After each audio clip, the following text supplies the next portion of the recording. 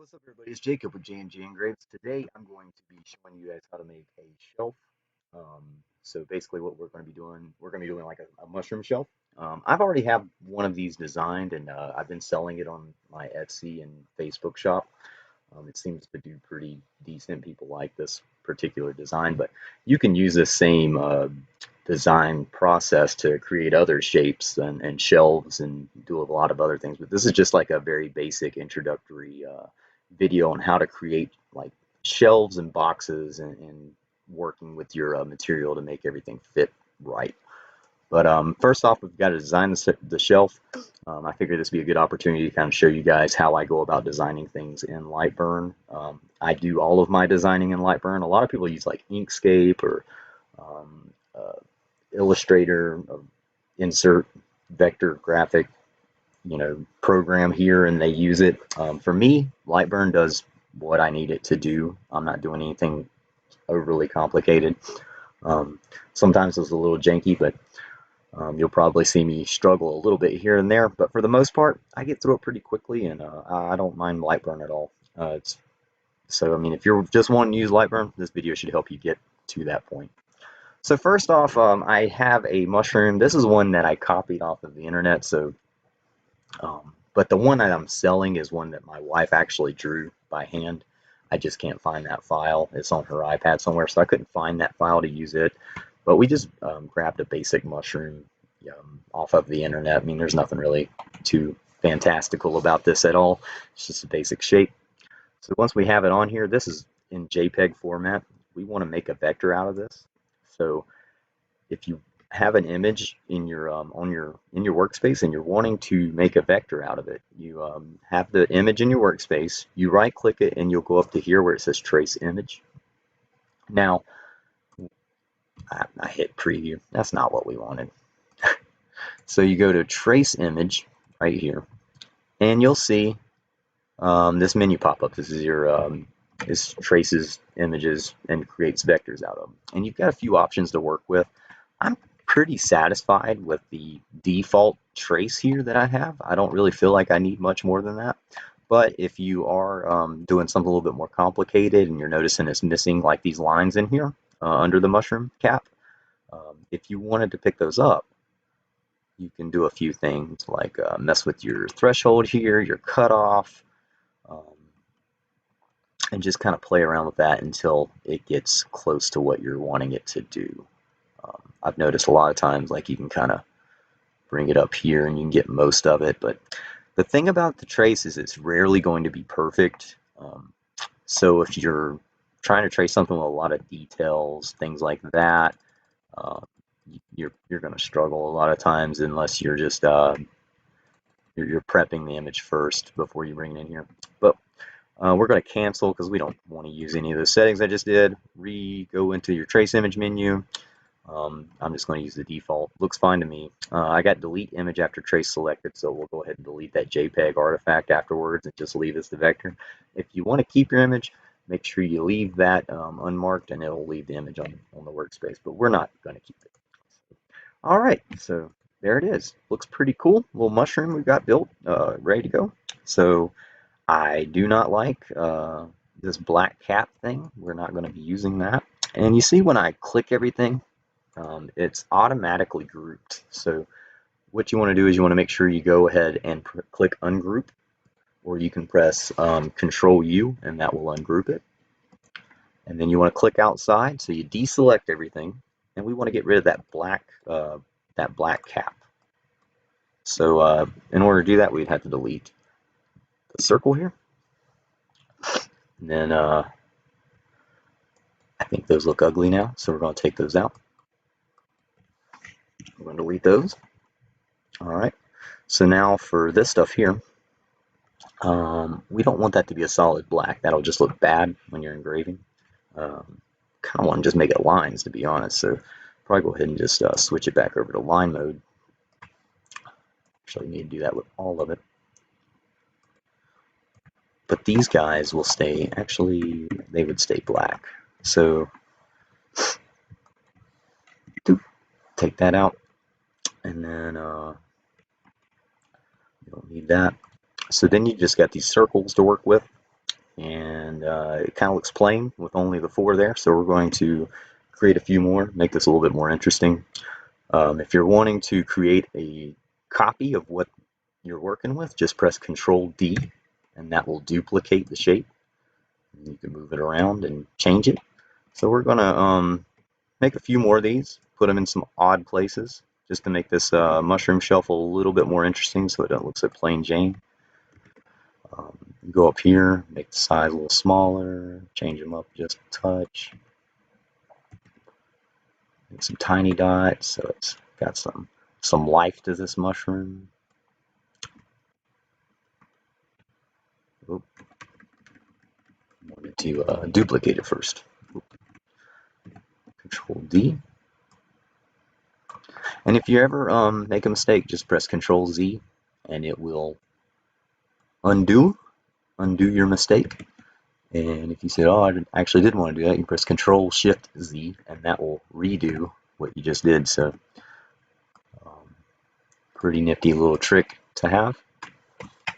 All right, so I've got, as many circles as I plan on putting on here. You could do a little bit more, probably make them oblong, make them look a little bit more natural, but that's pretty cool right there, I'd say. So what we need to do now is we need to make these look like these inner circles. So we've got to basically cut these shapes and make them fit in here, which can be a little tricky, but I'm going to show you guys how to do it. So first off, we're going to highlight that red line there, and we're going to do an offset. So we're going to be creating a line that will be basically our the line that will cut into the shape right there. So you see how like it's pretty close, that red line I've got, it's pretty close to being the same contour as this mushroom shape here. So we're pretty close to that. I could probably make it a little closer, but going like 1.85, and that would probably be a little closer, or 1.80 even. We can go 1.75 and see what that does. That's probably a little closer too, but I like 1.8. We'll go 1.85. We'll do that. So you can see that's where the line's coming out. So after the next step, it should cut into the circle down here where my mouse is moving around and make it look like this dot up here. So let's press OK. We've got it going. So now you've got that line selected. I'm going to go ahead and duplicate that line, and then I'm going to select the circle here, and we're going to do Boolean intersection of 2 shapes. So boom. See that? And the cool thing about using that bottom, the Boolean intersection, is it actually deletes that red line, so it just leaves that shape. But we still got the red line because we've got 3 more to do. That's why we duplicated it. So once again, click your inner red line here, press Control D, highlight your circle, you go to the bottom, Boolean intersection of 2 shapes. Bam, got that one done. So we got to do it one more time. Make sure you deselect everything. Duplicate it, click that outside circle, Boolean intersection of 2 shapes. Now we've got that done. You can take that inner red line and just delete that out. And you should have something really similar to what they look pretty much like they were supposed to be there. So that's how you would do that. Alright, so now that we've got that done, we need to create some holes for our shelves to fit in. So basically what you want to do is, to do that you would need to get a set of calipers, and you're going to be measuring the width of the wood that you're working with. So if you're working with like some 1/4 inch Baltic birch wood, you would take your calipers and you would measure how thick the wood is.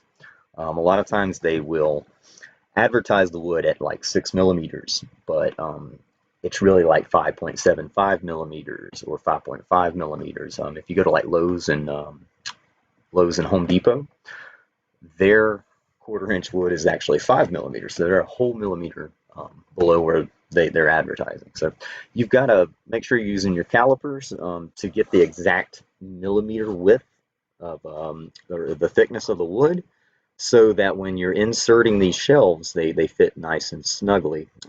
You want them to fit nice and snug, and you also want to use glue too, So having both of those work together will make sure that that shelf lasts a long time and those shelving pieces won't fall out. So you want to make sure it's good, snug, tight, and you're also going to be using some wood glue. But so I've already measured my wood. So we're going to be going. The wood I use is 5 millimeters thick. When you're burning and cutting that wood out, you're actually losing a little bit of that thickness. So what you want to do with this is you want to make the height is going to be our thickness on this. So we're going to make the height. We're going to make it 5 millimeters, or we're going to make it 6 millimeters. And then we're going to go into our offset tool here. You want to offset it inward. And you don't want to do it too much. You just want to do it by like 0.1.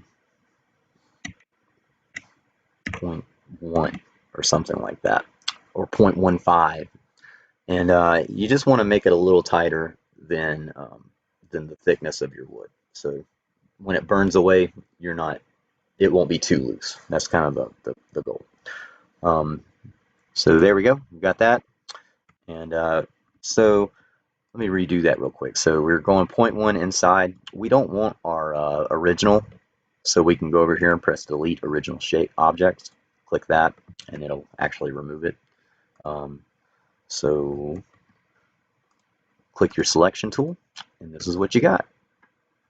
Get that right there, and then you would go and kind of design where you want these to be. So make these shelves 2-prong, so they fit 2 prongs there. You can kind of put it in here how you like. Put your lines down so they show over that. And then let's say we want to dadgum it. So we want to put one shelf here. And then we can take these, duplicate them. Take this one, duplicate it. 1, 2, 3, 4. So now we've got a 3-prong shelf. Put that one here. Control D. Put another one like right here. You can take your 2-prong, like this one, a bit down here. And then you can do one here in the middle.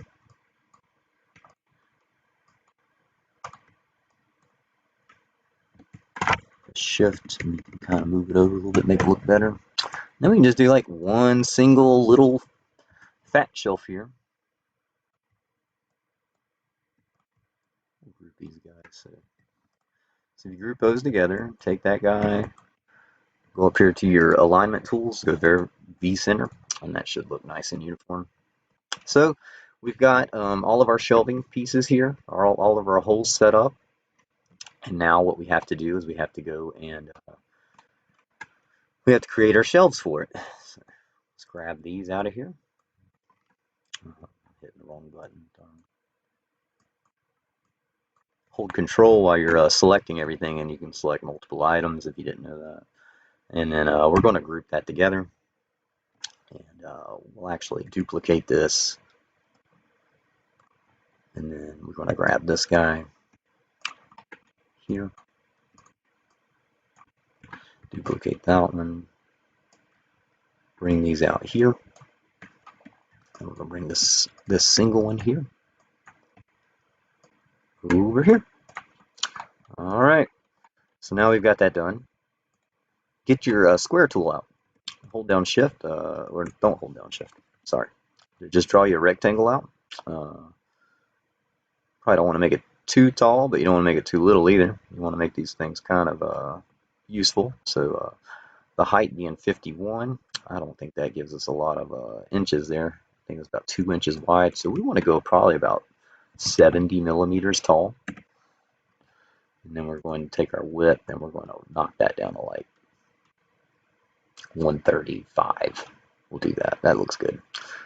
Okay, so now that we've got that all set up, we need to take our box here, take these guys, group them together, take your box, and select the three little squares at the bottom, and we want to vertical center everything.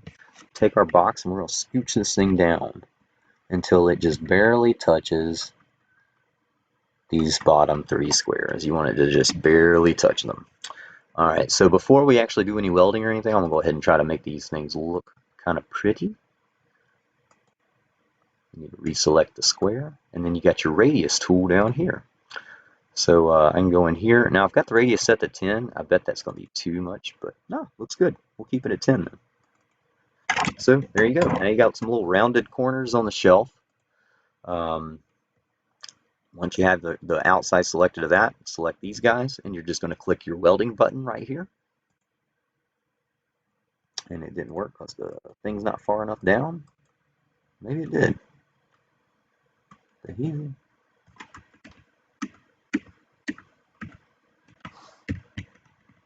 Do it like that.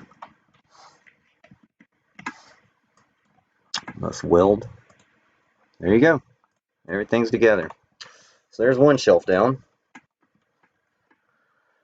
And let's make this another one. You want to make sure all your shelves are the same height. So you'll see this guy is 75.6 altogether. That's what you want all your shelves to be. They can be, maybe a little off, but you want them to be close to being the same height, because when you're gluing them all, you don't want there to be, one shelf being taller than the other. It makes it harder to glue them. So you can glue all the shelves at one time if they're all the same height. That's a neat little trick. Be back in just a second. Alrighty, let's get back into it. So we've got our shape made here. We're going to make it the same height as before. So, what was this guy? 135. 75. Okay, so we did 75 on that.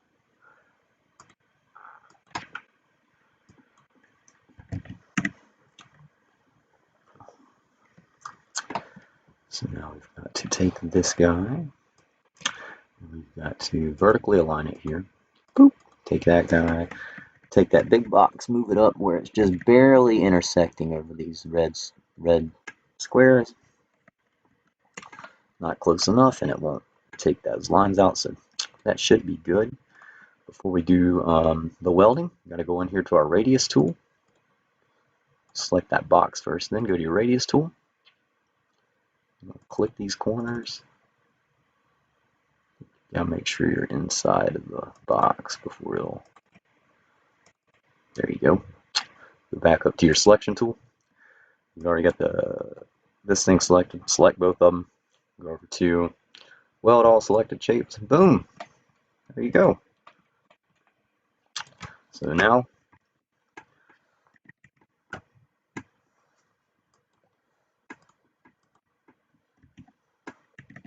we have 3 of these we've got to make.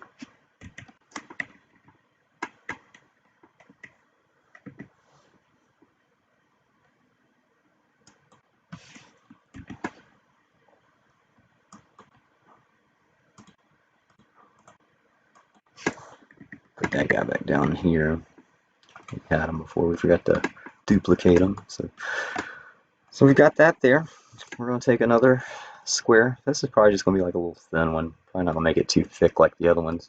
Make it 75 like the others. So hit your selection tool. Grab your radius. Probably going to try to do it on this one too, which it did it. Yay. Take that. You want to shift it down. Make it barely overlap over that. Like that. Hit your weld tool. Bam. So we've got all of our shelves made now. So now what you need to do, you take this. I always do this after I'm done just to make sure everything fits up and aligns. And bam. Now the problem you're going to have right here is I made this shelf too long. So it's going to hang over the edge a little bit, which isn't ideal. Probably have to change that up a little bit and redo that shelf just to make sure it doesn't run over the edge like that, but because it won't look good. Same thing with this one. So we made that particular shelf just a bit too wide, which is okay. We realized that. So you can do a little trick here. So you can take your line tool, hit shift. That should keep it straight. What the hell? That was weird. Never mind. Ah, stop it, pencil. Stop it, pencil. Alright, so what we'll do, we've got to re-grab these three here.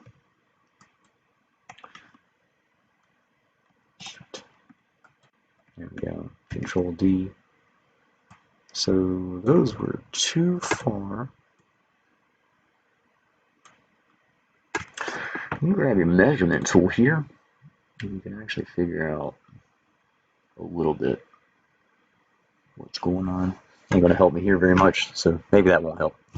Select the measurement tool is really neat though. You can take and measure things and figure out, get really approximate if you figure out how to use that guy. This isn't even lined up perfectly anyways. So. But from there to there, so what we'd have to do is we're going to take the width here. We're just going to scrunch that down. So we'd have to be at about 100 width, I think, on this top one. So now that we know that, let's go ahead and delete this thing. Delete. We're going to make us another square. Make that 100 width. We're going to make the height 75. Take our radius tool, make these pretty again. To align this vertically, take that, move it down, just barely over the red lines. That's probably great right there. Select the 3 boxes on the bottom, and there you go. You got that shelf made. Now it should fit pretty good in there. Let me get closer so it doesn't snap the wrong things.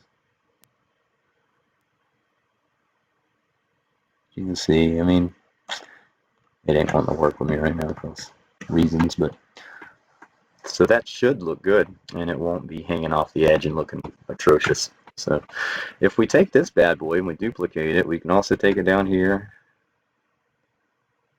and line it up on this one. You could actually make this one a little wider if you wanted to.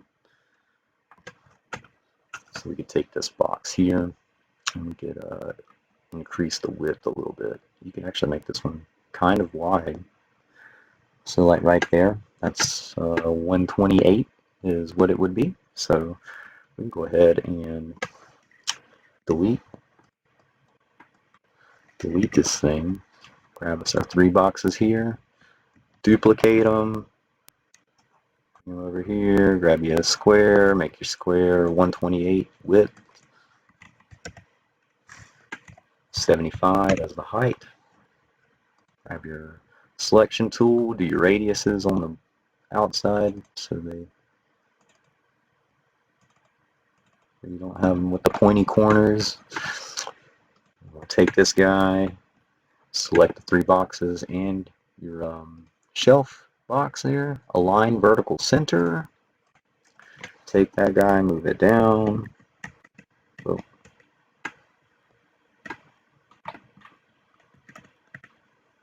And it's barely crossing over those, which is great. Take that, and now we're going to weld. And there is our next shelf.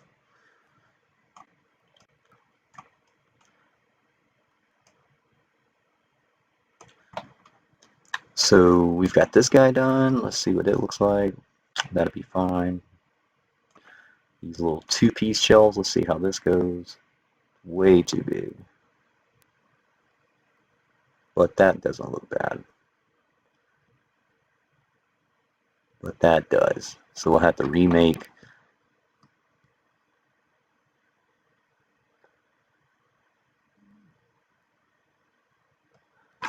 this one. Go to your width, pull that in. Looks like 80 is the number we'll be wanting. Go ahead and delete that guy. Grab these two. Duplicate them. Oh, you got them duplicated. Pull them out to the side like that. Grab your square tool. We're going to make this one 80. 75. Get your radius tool. Selection tool again. Line and vertical center. There's a button up here that makes that a lot easier, but I'm just used to pressing that other one. Alright, barely over that. So, boop. Then you want to weld. Bam. I got that shelf done.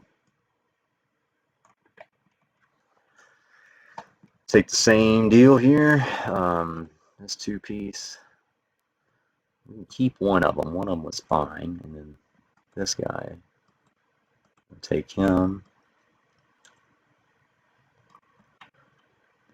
Line it up with these guys. It's close enough.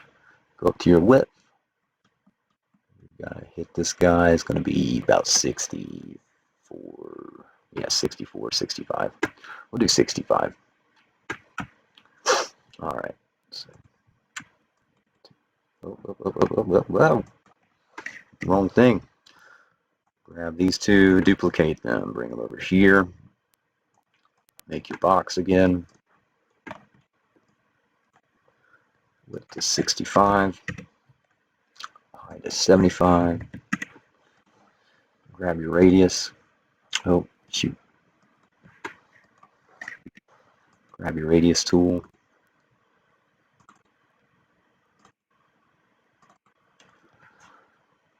Take that, center it to these guys.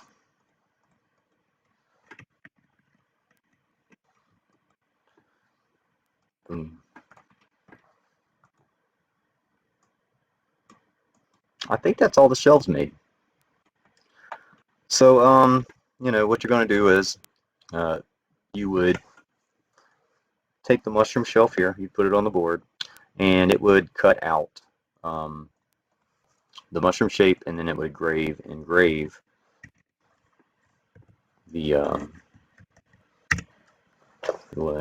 mushroom, the circles and stuff. So you got to set up your settings for that. And I don't think I'm going to be engraving this today because I've already got one made. I'll show you guys what it looks like when everything's finished. And that's how you do it, though. And this is, you know, a very simple design. You can take this the same concept, make boxes with it. You can do some pretty crazy, you know, shelving. What is it called? Support beams for your shelves, so you can make them longer and wider so that they can fit bigger items too. And you can do a couple things, do some support pieces for it. And if you wanted to do something like that, it's really not hard. You would have to take essentially you'd have to make like a hole down here on this, and then you'd have to make a hole like below here, and you'd have to make the shape fit together. But we're not going to do anything too crazy like that today. I've done them before, but this is just a very simple way to make a mushroom shelf. Or you could do a frog shape like this, a guitar shape. You can do any shape and then do the same trick to add shelving to it. So it's just a neat thing that I figured out a while back, and I just thought it's a neat trick if you're wanting to do some you know, get a little creative. I think I've got about 4 or 5 designs with this type of shelving done, and they all sell really well. People like them. Once you get the process down, the first couple you make will be a pain in the butt, and you'll feel like charging $1 million for them. But once you get the whole process down and you're used to making them and putting them together, they're really not a pain in the butt. They're super easy, and I enjoy making them. Now for the back of it, I usually put 2 sawtooth wall hangers on the back of it, and I'll take this shape a lot of times. Let's see. Take the shape a lot of times. We'll duplicate that. We'll mirror it. So we're flipping it. This is basically like you're looking at the other side of the wood. So this is the front side. This will be the back side. And you can make yourself some little, measure out your sawtooth hangers or whatever you're hanging it with, and you can measure it out on Lightburn. Actually put it where you want it, and it'll make it easier. You just flip everything around. If you're designing something, it's best if it's symmetrical. So right now, this one isn't symmetrical. When you flip it around, it's an opposite shape, so it wouldn't work as good. But if you had, like, if this mushroom shape was just symmetrical on the bottom, you could flip it around. You could put some little scorch marks on the back so you would know where to place your sawtooth hangers. Otherwise, you're going to do some measuring. So this is just a little trick if you're using something that's symmetrical. You could even change this to be symmetrical if you wanted to. And I don't know, pretty cool thing. But that's it, guys. I'm going to show some pictures of the example in the end. And if you enjoyed the video and learned something cool, be sure you leave a like. Be sure you zap that like button. I want to see it get zapped to death.